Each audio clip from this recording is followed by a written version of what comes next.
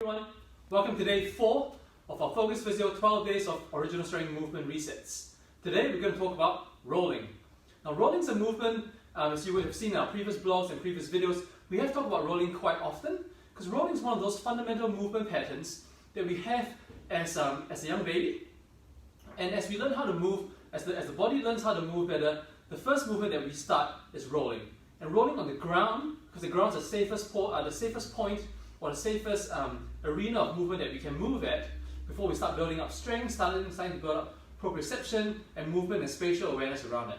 Right? Rolling is a really good movement to help us tie in the limbs, between the limbs and the trunk, so hand and trunk, legs and trunk.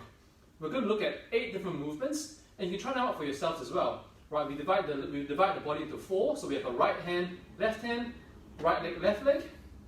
We've got 4 movements going over, so we call them flexion rolling patterns. And we've got 4 movements going backwards, we call them extension rolling patterns. So all in 8 movement patterns. All right, we're going to explore these movements. Follow along if you want, and if you can. And we just want to look at how we can make this pattern as clean and easy as possible. All right, so it's going to look something like this. We're going to do rolling patterns with the hand first. So we're going to do 2 flexion rolling patterns, a hand and a leg. And then we're going to talk about 2 extension patterns, the hand and the leg as well.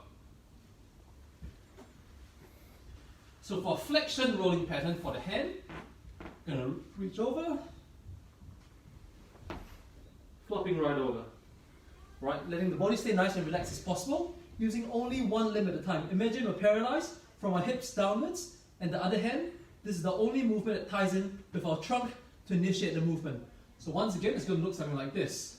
Looking where I'm going, reaching over, and flopping over. Right? The second, and that'll be the same for the right hand as well. The second rolling pattern will be for our legs. So at this time, imagine I'm paralyzed from my hips upwards. I'm just using my left leg, reaching over, flopping right over. Right, once again, initiating the movement from my left leg, coming over. Right, so those are our 2 flexion rolling patterns. So we're going to look at some extension rolling patterns now. One for the hand and one for the leg. The one for the hand looks like this. Once again, our eyes initiate the movement, looking where we're going, reaching back as relaxed as possible. I'll show that again. Looking where we're going, extension through our trunk, and going over. Right? Now for extension pattern for the legs,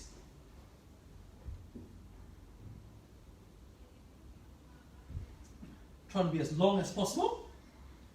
Once again.